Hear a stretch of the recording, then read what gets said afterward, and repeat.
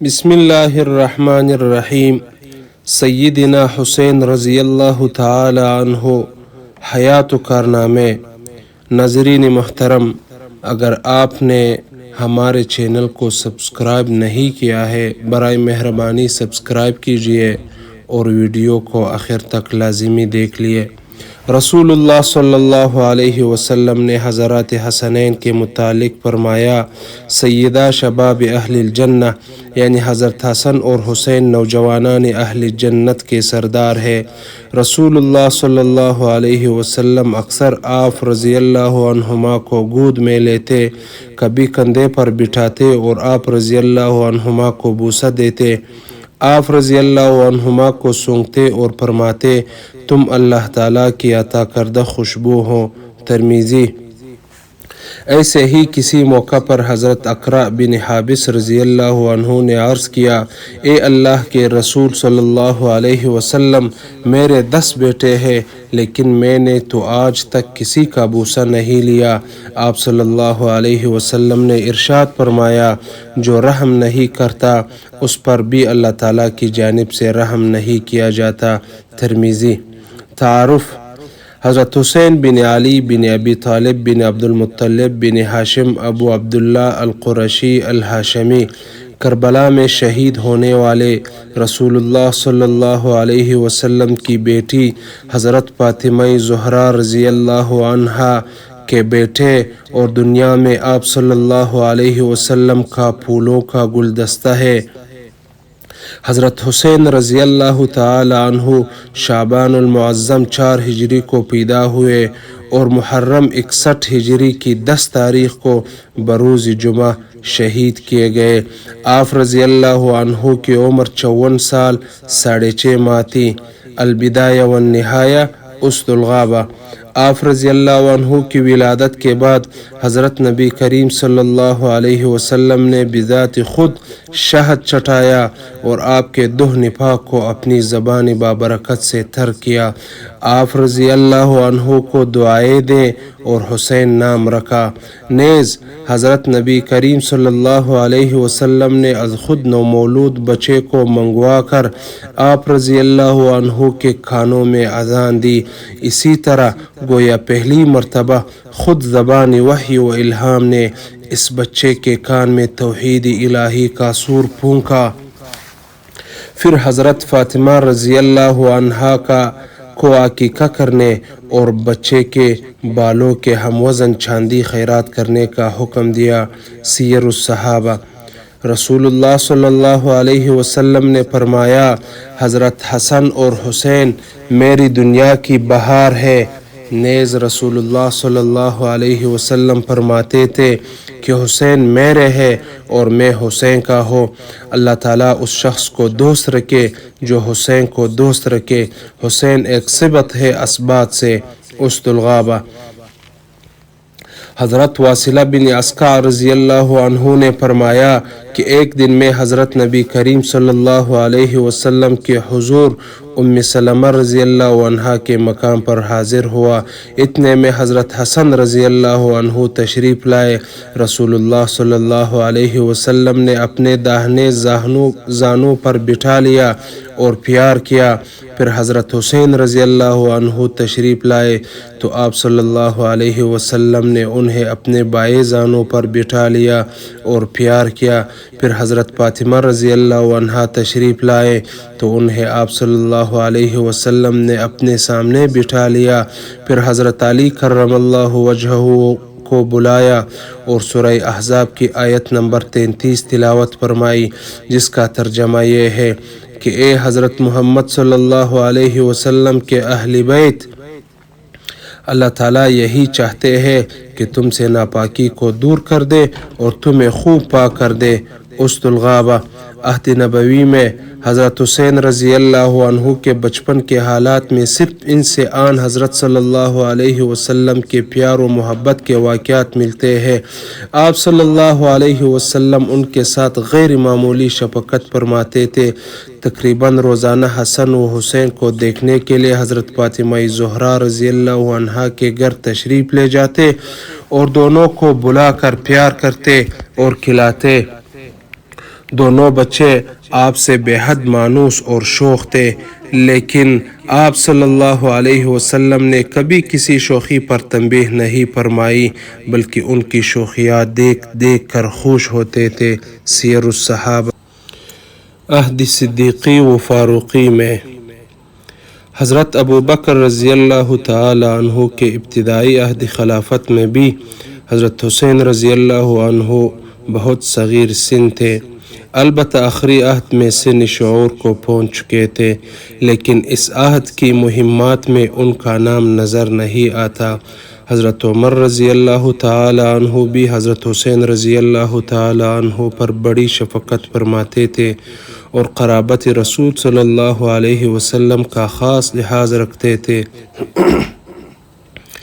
چنانچہ جب بدری صحابہ رضی اللہ عنہم کے لڑکوں کا 2000 وظیفہ مقرر کیا تو حضرت حسین رضی اللہ عنہ کا محض قرابت رسول صلی اللہ علیہ وسلم کے لحاظ سے 5000 ماہوار مقرر کیا گیا۔ آپ رضی اللہ عنہ کسی چیز میں بھی حضرت حسین رضی اللہ عنہ کی ذات گرامی کو نظر انداز نہ ہونے دیتے تھے۔ ایک مرتبہ یمن سے بہت سے حلے آئے، وہ حضرت عمر رضی اللہ عنہ نے تمام صحابہ میں تقسیم کر دیے۔ آپ رضی اللہ عنہ قبر اور منبر نبوی صلی اللہ علیہ وسلم کے درمیان تشریف فرما تھے۔ لوگ ان حلوں کو پہن کر شکریہ کے طور پر آ کر سلام کرتے تھے۔ اسی دوران حضرت حسن و حسین رضی اللہ عنہما حضرت فاطمہ رضی اللہ عنہا کے گھر سے نکلے۔ آپ کا گھر حجرہ مسجد کے درمیان تھا۔ حضرت عمر رضی اللہ عنہ کی نظر ان دونوں پر پڑی تو ان کے جسموں پر حلے نظر نہ آئے۔ یہ دیکھ کر آپ کو تکلیف پہنچی اور لوگوں سے فرمایا، مجھے تمہیں حلے پہنا کر کوئی خوشی نہیں ہوئی۔ انہوں نے پوچھا، امیر المؤمنین ایسا کیوں؟ فرمایا، اس لیے کہ ان دونوں لڑکوں کے جسم ان حلوں سے خالی ہے۔ اس کے بعد فوراً حاکم یمن کو حکم بھیجا کہ جلد سے جلد 2 حلے بھیجو اور حلے منگوا کر دونوں بھائیوں کو پہنانے کے بعد فرمایا، اب مجھے خوشی ہوئی۔ ایک روایت یہ ہے کہ پہلے حلے حضرت حسن و حسین رضی اللہ عنہما کے لائق نہ تھے۔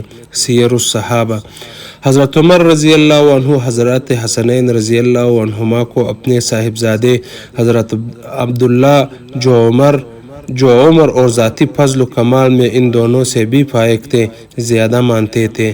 ایک مرتبہ آپ رضی اللہ عنہ منبر نبوی پر خطبہ دے رہے تھے کہ حضرت حسین رضی اللہ عنہ آئے اور منبر پر چڑھ کر کہا، میرے ابا، مراد رسول اللہ صلی اللہ علیہ وسلم، میرے ابا کے منبر سے اترو اور اپنے ابا کے منبر پر جاؤ۔ حضرت عمر رضی اللہ عنہ نے استپلانہ شوخی پر فرمایا کہ میرا باپ کا تو کوئی منبر ہی نہ تھا، اور انہیں اپنے پاس بٹھا لیا۔ خطبہ کی تمام کرنے کے بعد انہیں اپنے ساتھ گھر لے گئے۔ راستے میں پوچھا کہ یہ تم کو کس نے سکھایا تھا؟ بولے، واللہ کسی نے نہیں۔ پھر فرمایا، گاہ بگاہ میرے پاس آیا کرو۔ چنانچہ اس ارشاد کے مطابق ایک مرتبہ حضرت حسین رضی اللہ عنہ ان کے پاس گئے۔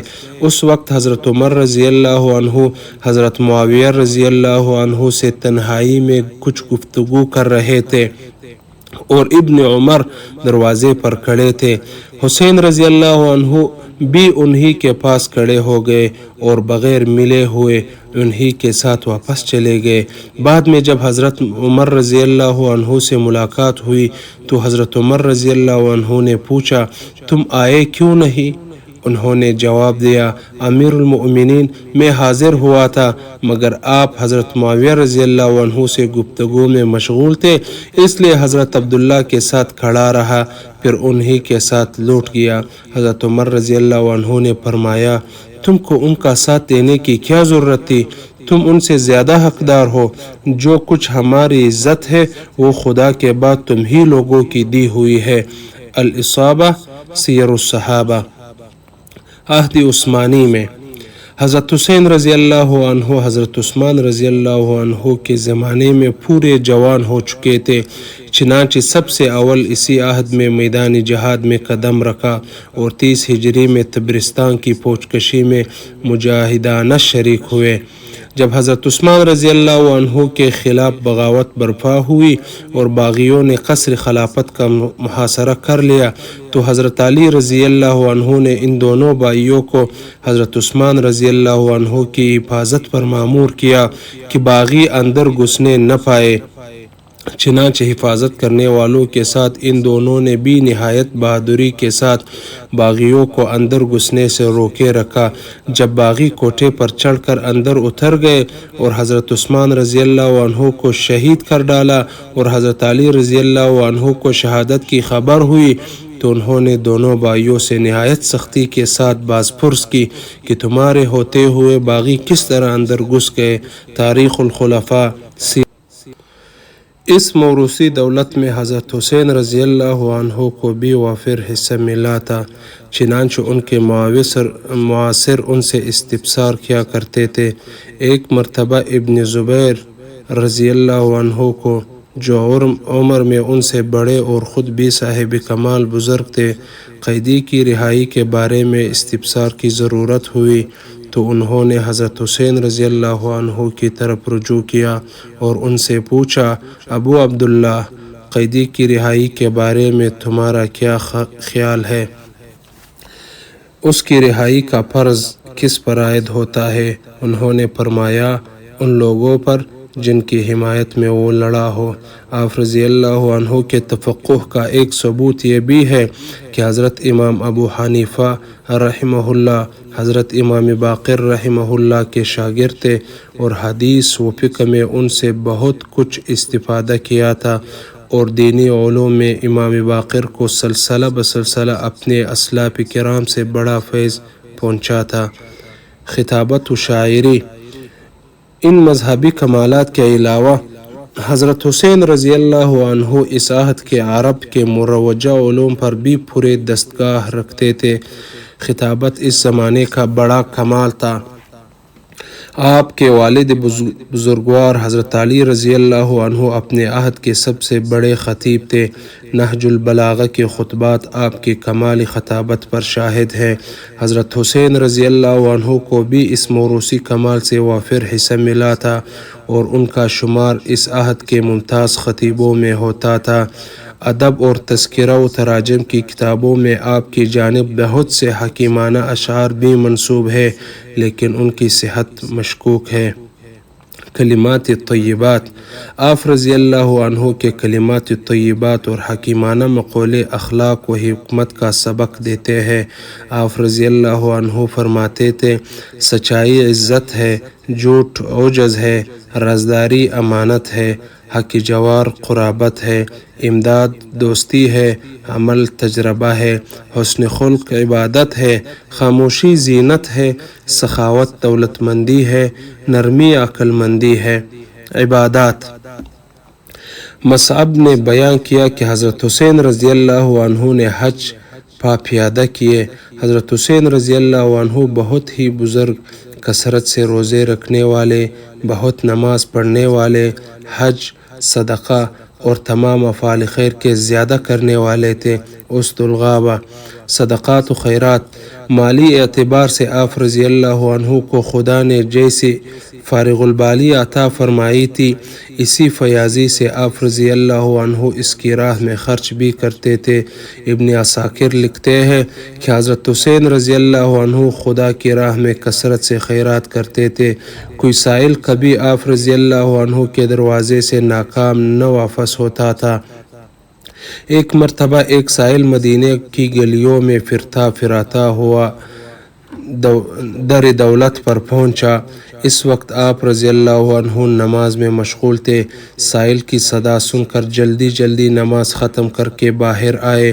سائل پر فقر و فاقے کے آثار نظر آئے۔ اسی وقت قمبر خادم کو آواز دی۔ قمبر حاضر ہوا۔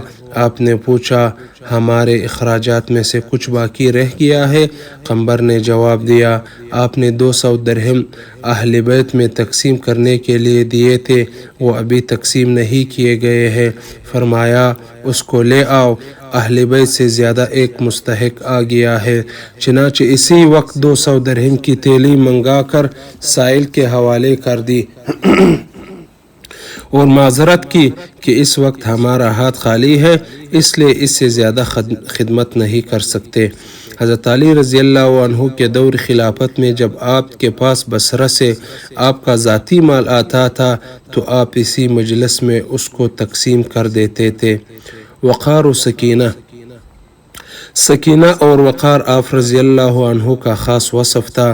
آپ کی مجلس وقار اور متانت کا مرقع ہوتی تھی۔ حضرت معاویہ رضی اللہ عنہ نے ایک شخص سے حضرت حسین رضی اللہ عنہ کی مجلس کا پتہ بتایا کہ جب تم رسول اللہ صلی اللہ علیہ وسلم کی مسجد میں داخل ہوگے تو وہاں لوگوں کا ایک حلقہ نظر آئے گا۔ اس حلقے میں لوگ ایسے سکون اور خاموشی سے بیٹھے ہوں گے کہ گویا ان کے سر پر چڑیا بیٹھی ہوئی ہے۔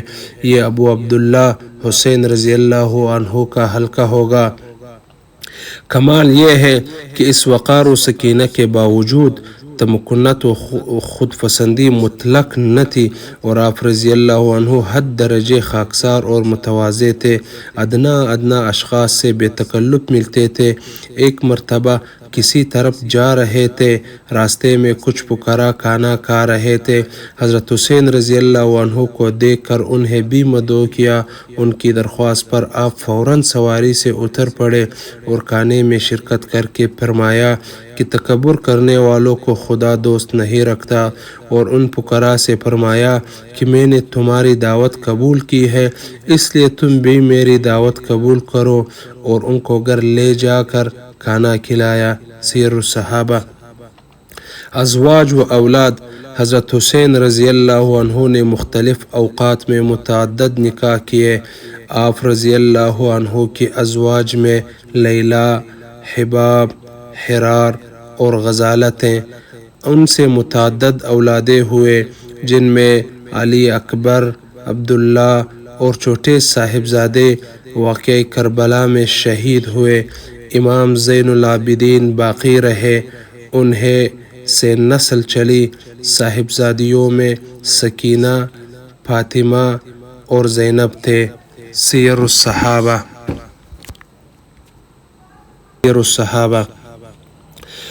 فقہ و فتاوی میں حضرت علی رضی اللہ عنہ کا پایہ تمام صحابہ میں بلند تھا۔ اس موروثی دولت میں حضرت حسین رضی اللہ عنہ کو بھی